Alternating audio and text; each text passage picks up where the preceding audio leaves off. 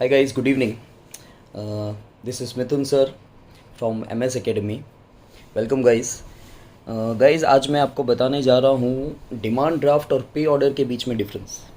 लेकिन सबसे पहले डिमांड ड्राफ्ट होता क्या है.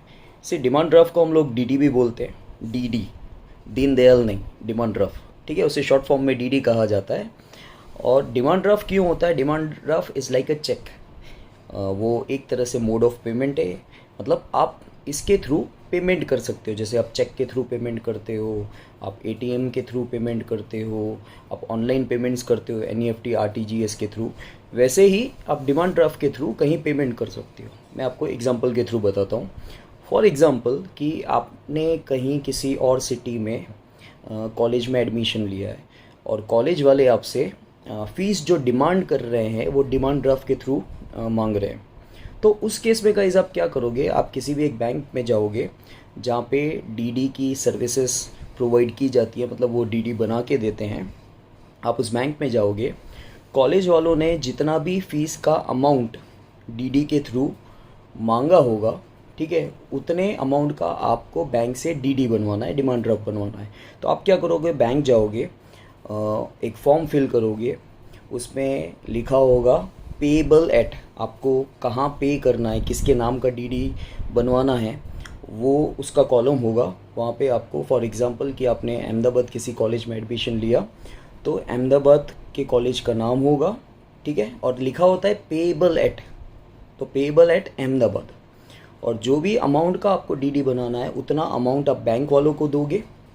प्लस बैंक क्या करता है? बैंक सेवा करने नहीं बैठा है. बैंक डीडी बनाने का कमीशन चार्ज करेगा.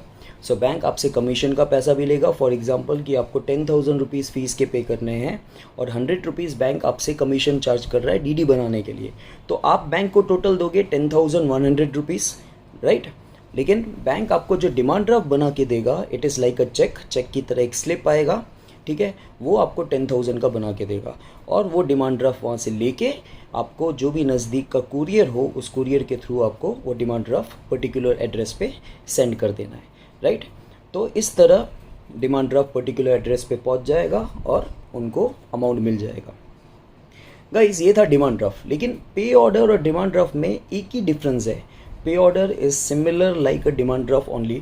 लेकिन पे ऑर्डर जब आपको अपनी ही सिटी में किसी को अमाउंट पे करना है तो आपको बैंक जाकर पे ऑर्डर बनवाना होता है, ठीक है. और अगर आपको दूसरे किसी स्टेट में या दूसरे कहीं जगह किसी और सिटी में अगर आपको ये अमाउंट भेजना है तो उसके लिए आपको डिमांड ड्राफ्ट बनवाना पड़ता है.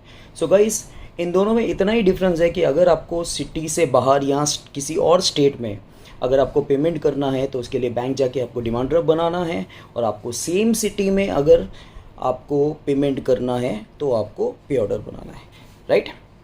ओके गाइस, होप सो कि आपको ये समझ में आया होगा.